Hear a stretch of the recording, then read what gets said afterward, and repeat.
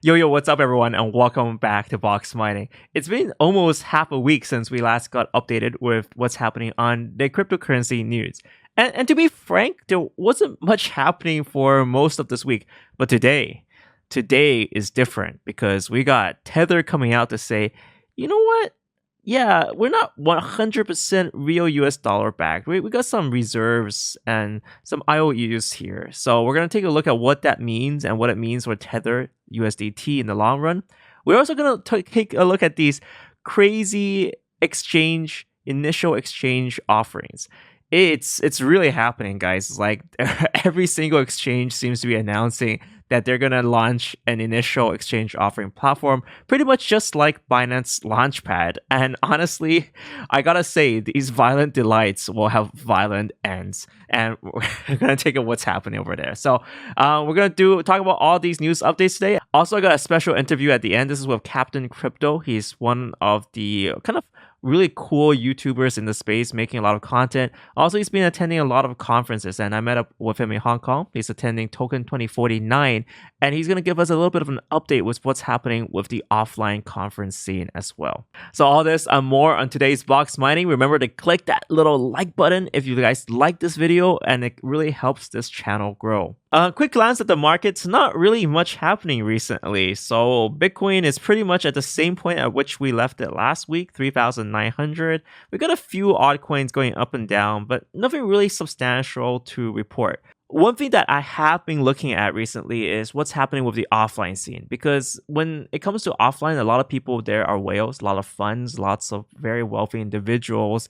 And it's when they start to, the people who don't care about the space, when they start to completely exit, capitulate, and the people who are actually in the space, they get bullish, that's when things really turn around. And that's what I'm kind of looking for when I'm going to conferences. But more of that on the end of this video. Let's go to the key news of the day, which is Tether. So Tether's always been stating and telling us that it's 100% backed by US dollars. Now they just upgraded their language a little bit, so that 100% backed is not necessarily backed by fiat. So let's look at the language here. Every Tether is always 100% backed by our reserves, which include traditional currency and cash equivalents, and from time to time may include other assets and receivables from loans made by Tether to third parties, which may include affiliate entities, Bittrex. Every Tether is 1-to-1 pegged to the dollar. So that's trying to reaffirm that, but this language change is really key because that means that they're issuing out loans. It could be potentially issuing out loans to Bittrex, one of the exchanges they're very closely associated to. We kind of assume that Tether is backed by $1, and then a lot of people actively store it and use it as a way to reduce risk of cryptocurrency price fluctuations. Exactly, that's kind of where the term I just tethered myself came from. But the problem here is that USDT, if it's not one-to-one backed, what happens when people try to claim and they run out of fiat? So this has been an ongoing kind of debate in the space. How much should we trust Tether? Is Tether legit? They're essentially printing out their own money, right? Is this really as good as this? I mean, when it comes to crypto, I've been kind of assuming the worst out of everything that can happen in this space. Never trust anyone. And we've just seen exchanges close down left, right, and center, whether it be a Quadricus CX or recently Gatecoin in Hong Kong. I'll talk about that in a sec. And also MTGOX personally being a victim of that. So when it comes to Tether, for me personally, I just if I need to, I do hold occasionally. Sometimes I use it as a tool for trading on crypto exchanges, but I usually try to cash that out as either fiat or going back into crypto. Leaving as Tether for a long time, I think it's always been a problem. And one of the recurring problems with Tether is also Tether FUD. We've seen that in April of 2017, where Tether prices just dipped to 90 cents. Yet again, the same thing happened in 2018 in November, October levels, where yet again, there was a lot of FUD. There's a lot of fear that Tether's just going to close down shop and you can't redeem everything. So I just don't want to have that kind of like emotional stress of keeping a bunch of Tether around and suddenly finding out, the next day, oh my God, do I buy or sell? Personally, right now, it's actually a great time to look into how to deal with Tether. It's not below $1. There's no FUD spreading. So you can actually have like a very clear mind of what to do. I made this post just for fun as well. Tether policy update in 2020. Every Tether is always 100% backed by reserves, which include traditional currency from time to time, various ICOs, casino chips, Chuck E. Cheese tokens, and whatever else we can find in our pockets. Talking about exchanges as well, one of the local exchanges in Hong Kong, Gatecoin, they closed down. It's kind of funny because one of the first conferences I've ever been to in crypto was actually sponsored by Gatecoin, and they're talking about how cool they are that they're regulated in the financial system. And ironically, that regulation meant that there was a lot of hurdles and they couldn't really compete in this space, and now they had to shut down and get liquidated. So that kind of sucks, and that kind of tells us that dealing with banks in this space is not easy at all. So rest in peace, Gatecoin. All right, last thing about IEOs, initial exchange offerings. So we're seeing this everywhere. It started off with Binance Launchpad. Launchpad launched the BTT token fetch, and now it's going for seller. But now all the exchanges like Bittrex, OKEX, Huobi, they're all saying, oh my God, they're missing out if they don't do initial exchange offerings, because obviously the exchange gets a huge cut here and they benefit a huge amount from either investing early or potentially having free tokens or even just benefiting from the trade. So what we see is that Bittrex is just jumping suit. They're just saying, oh, look, we're launching something for a raid. It's going to start in 10 hours. And OKEX had the audacity of writing this article about why initial exchange offerings are better. So let me just read one part here. The question here is initial exchange offering old wine in a new bottle? Apparently, OKEX thinks not. They say, to conduct an IEO, the team must meet and comply with the exchange's requirements in order to launch a token sale. Contributors are therefore protected by the exchange. Since when did we get protected by the exchange? I mean, I'm nothing personal against OKEX.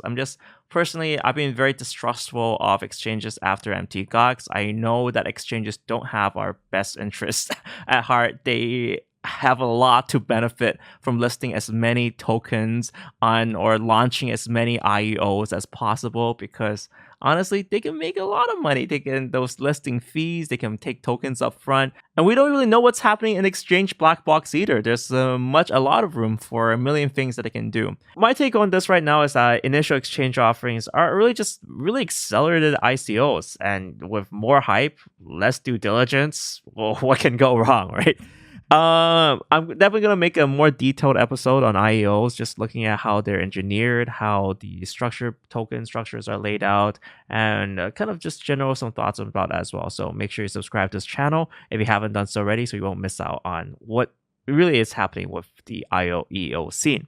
Next up, I made a segment with Nathan. We're here with Captain Crypto, or also known as Nathan. You've been doing crypto videos for quite some time now, and I just kind of wanted to know you a little bit. You're all the way here in Hong Kong. Welcome to Hong Kong. Been touring around for quite a bit, just checking out offline world. How do you find it right now? Like this offline space, this conference space. What do you think about it? I think there's still projects that are still coming out that are still being shilled.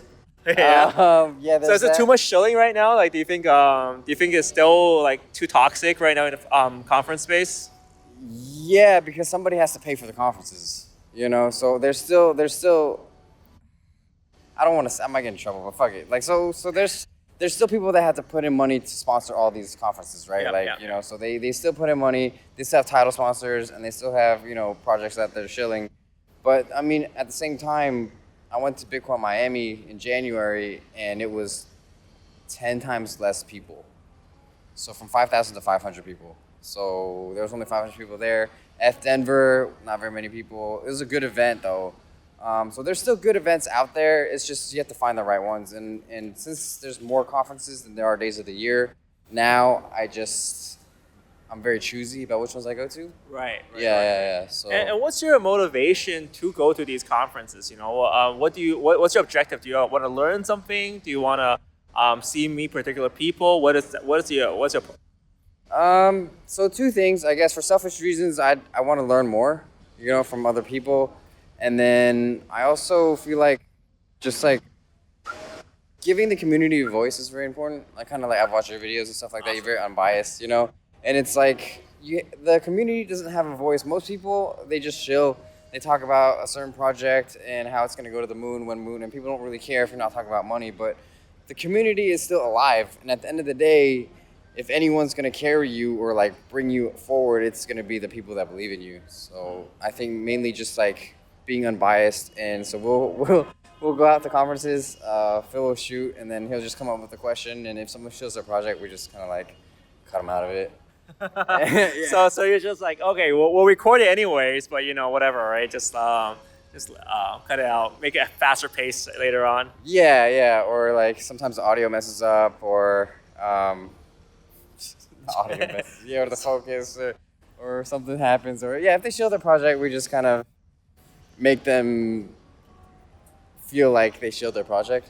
So we just kind of cut them out of the video. Yeah. So how do you find Hong Kong? So you just went to Token 2049. Vitalik was there. We got a bunch of other people there. Like I guess Vitalik was a title spot, like title, idol to go there. What do you think of his talk? What do you think of the atmosphere? So I'll be very, very, very honest. I feel like I met Justin Sun. Interesting character. He's a nice guy. Very busy. I would say that he knows his stuff, but he's just like, doesn't have time. We literally got there. We had an appointment at 1. We didn't even know what we were gonna ask. Went in there, turned on the camera, asked him, and he had to leave.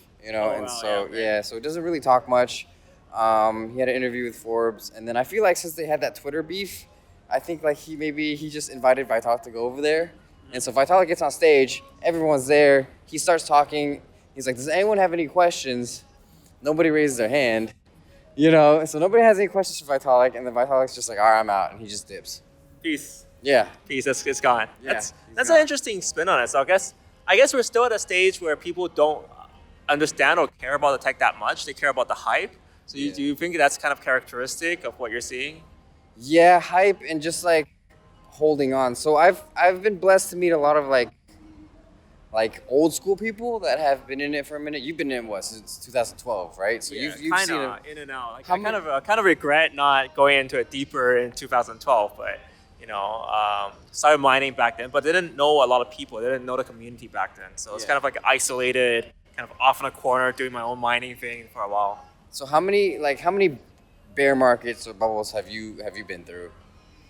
I think this is my second full one. So I guess the story behind this is that like I wasn't actively trading or actively doing anything in crypto in the first bear market. Yeah. So when it went up and it went down, I didn't really notice it. I kind of what was the price at for that time? All right, so I got in 2012, so it was $10, and I told my dad, like, dude, I'm like, mining some Bitcoin. And he's like, oh, yeah, whatever, I don't care.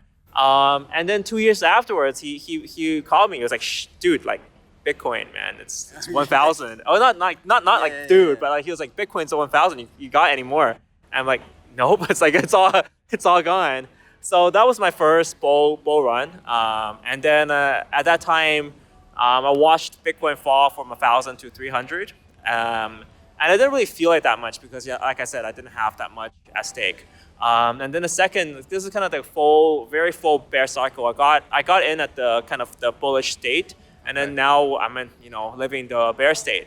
But I think one of the biggest things I learned from crypto before was that like this stuff doesn't die. It's always cycles. It's you just have to deal with that emotion. There's a lot of emotional kind of feel to it. And it's good that like one good thing is like I'm going to these conferences, I'm seeing less people, and that's actually good. The people who are not understanding what the space is about, they're leaving. And also potential dumpers. They're just gonna dump it all and they're just gonna be out. And bull market's gonna come when those guys are all gone. Right. So like the people that are in the space, that are supposed to be in the space, are in the space. Like so I can say that like David Waxman, I'm sure you know him. He started his dip was what, 250? So he bought Bitcoin 250, still over 3,000 right now. And then Daniel Castanoli, he founded Exodus. Oh yeah, I love that guy. His first dip was $1,000 dropping down to whatever you said, 300. and he told it. I don't know if I can say this, but like he's a dear friend, and he went all in. He's told his girlfriend, they're you know, I don't want to go too much about their personal life, but like he said, this is it. So he put his entire life savings into it, and then it went up to 20,000. And then Eric Voorhees, his biggest dip was $31 to $2. So he's like, that's a 96% dip. That was his. So this is his fourth bear market. So I mean, like, Yeah, I mean, these are the legit people that are around, right? And I think it's refreshing to talk to people like that understand the cycle, understand the mentality, and all these guys. I think one kind of overall combining aspect of them is that they know that there's not easy money when they go all in. It's not like they're expecting moon the next day. I think it's just like, you know what, it's gonna be eventually there. Right. And then so it's kind of like, what are they gonna do right now? They're gonna try to just build. You know, they fund projects that they're gonna do. And then I've talked to a lot of funds. A lot of funds have taken a lot of hits. Yeah. You know, there's a lot of capitals out there. I know FBG Capital says that they only took a loss of 8%. I don't know the numbers. I don't want to accuse anyone of anything, but it's just like a lot of crypto funds are dying. A lot of media companies are dying. Crypto in itself is dying, but it's still there. It's just that it's going back to normal where it should be. Going back to build, going back to business. Okay. So I don't know. We'll see how about that goes. Hopefully, you know, we can introduce you more regularly on this channel.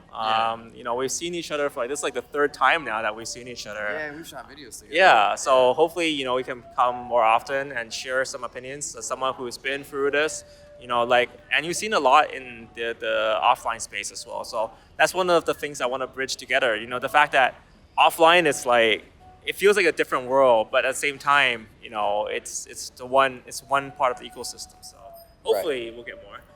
So we'll try to see each other in LA. Yeah, you're coming down next month, right? Yeah, I'm coming down next month, so we'll hopefully shoot some good stuff together and be fun stuff, man. Yeah, so if you guys have any topics that you want us to cover, or if you want us to go anywhere or do anything, we might collab with Potato Jet. You can look him up. He lives with he lives with one of my other friends that used to direct for Cryptonauts, so we might do a collab there. Any topics, anything you want us to do? I'm not gonna light my hair on fire like Potato Jet, but like we will take. I guess they can comment or they can ask you, and we'll shoot it in LA. So yeah. Awesome. Well, see you there, and hope you guys can join us on this little tiny adventure. Yeah. Thanks for your time, man. Cheers, man. Cheers. And that's it with the section of Nathan. I'm really excited and looking forward to doing more stuff with Nathan in the future. I'm going to head to LA soon. So what I'm going to do is next week, actually, I'm going to go to San Francisco, check out GDC, Game Developers Conference. And then I'm going to head over, just go around the US, try to meet as many people as possible. So shout outs to Mitch Ray and shout outs to Omar. Anyone who's near LA and stuff, we'll try to meet up and do something crazy and fun. So really looking forward to that. Guys, thank you guys so much for watching this video. I would love to hear what you think as well about this initial exchange offering. Do you agree with me or disagree with me? Leave a comment down in the comment section below. And as always, if this video helped in any way, remember to click that little like button down below and of course subscribe to this channel so you don't miss out on all these news updates and all the cool stuff that's happening. Thank you guys so much for watching. See you next time.